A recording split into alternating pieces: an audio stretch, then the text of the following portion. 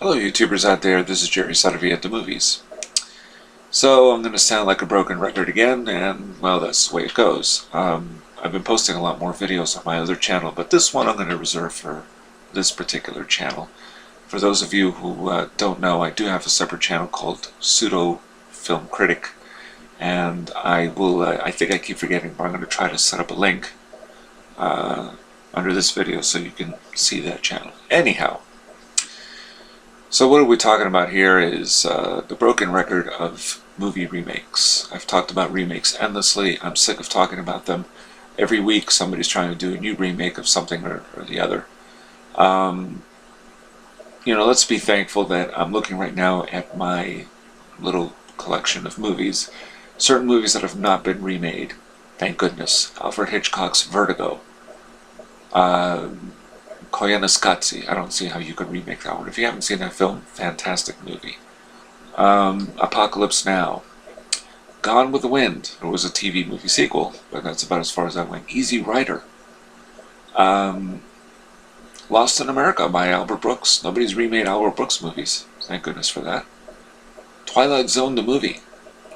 They could do a new version, I think, with different stories. I wouldn't object to that. And it wouldn't be a remake. Although you would be remaking maybe TV episodes unless you come up with your own that are just as good, but that's hard to say. Rod Serling, tough act to follow. North by Northwest. Casablanca was remade. It was called Cabo Blanco, which I've never seen, with Charles Bronson and David Soul in 1980. Yeah, someday I'm kind of curious to see that one. Silverado, The Exorcist. Now there's been rumors. Pale Rider, Clint Eastwood Western, 1985. The Guns of Navarone, Touch of Evil, World Trade Center. Well, nobody's going to remake that, I would hope. I don't know. Who knows? Drugstore Cowboy. Anyway, there are many more. But the latest fad, if you like, is remaking mediocre movies, or crap. Footloose was remade a couple years ago. I've not had the pleasure. And it wasn't a very good movie to begin with. So they're just getting by on the brand name Footloose. People know Footloose, people know Kevin Bacon. Well, just watch it. Because otherwise we're going to end up with a new version of Grease before you know it. But Footloose just is crap. I mean, it's a lot, no. I'd see Grease over that movie any day. I'd see Grease 2 again, rather than sitting through Footloose. But then there are 3 Patrick Swayze movies that are being remade as we speak.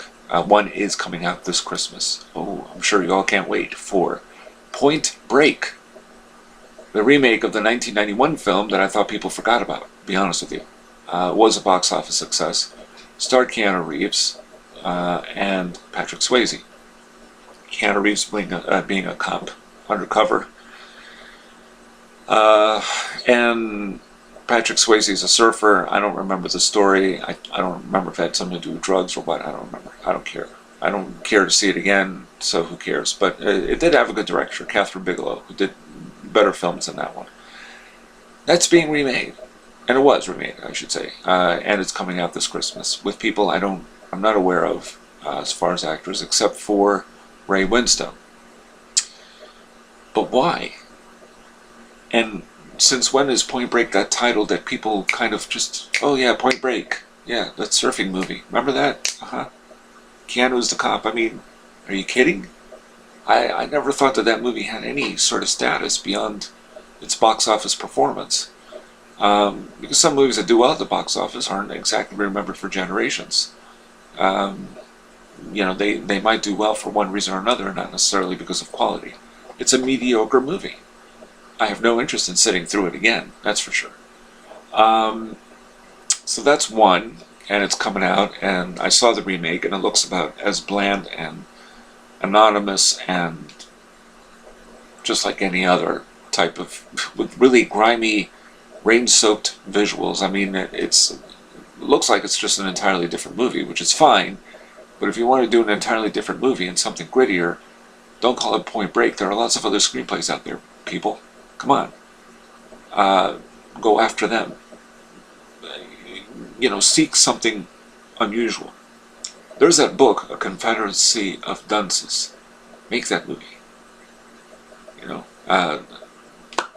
Alright, so the other one is Dirty Dancing, which is being remade as a TV series remake. Dirty Dancing is a popular movie. More popular, I thought, than Point Break.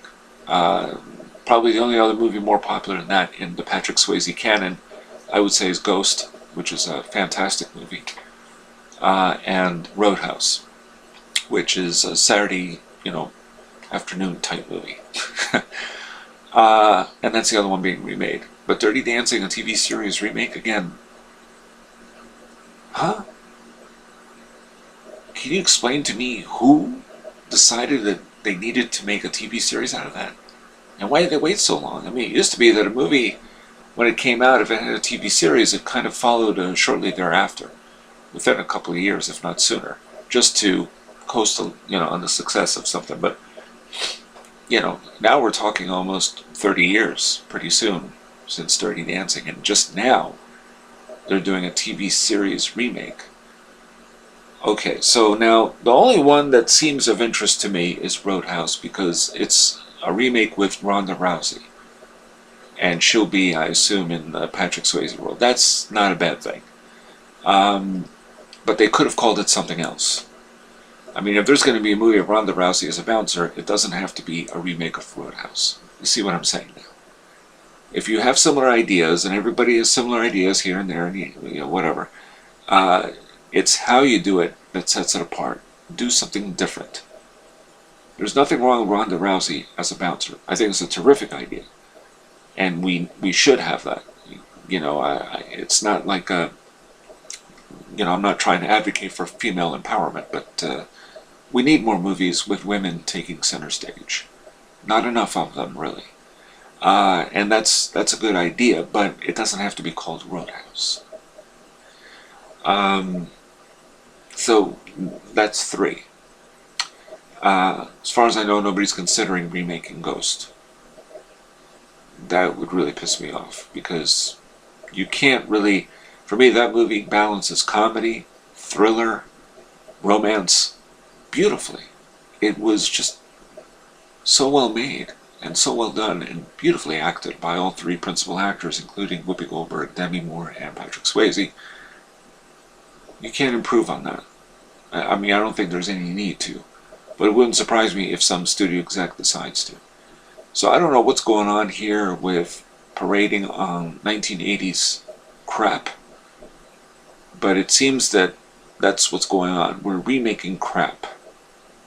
It's one thing to remake good movies like RoboCop, which shouldn't have been remade either. I haven't seen it. It's one thing when people have remade classic films. That's happened over and over again. And I've talked about that. Like even Hitchcock remade one of his own movies, The Man Who Knew Too Much, way back when. Hitchcock's Lady Vanishes was remade as a TV movie almost, I think, 20, 30 years later. Psycho was remade, or recreated, if you like, by Gus Van Sant. So it's not like, that was in 1998, so this is not a new phenomenon in terms of remaking movies, certainly. But why are we remaking movies that were no good to begin with? I mean, it's like if somebody decided to remake Wise Guy with Danny DeVito, directed by Brian De Palma, which was not a good film at all. It was a terrible film. I would venture to guess most people have forgotten that movie. And I'm sure there are other titles I can think of, and they don't spring to mind immediately because a lot of crappy movies I tend to forget. So, it just doesn't make sense. I think, even certain films that are just decent, that are good, like Smokey and the Bandit, don't touch them. I don't think anybody will, but you never know.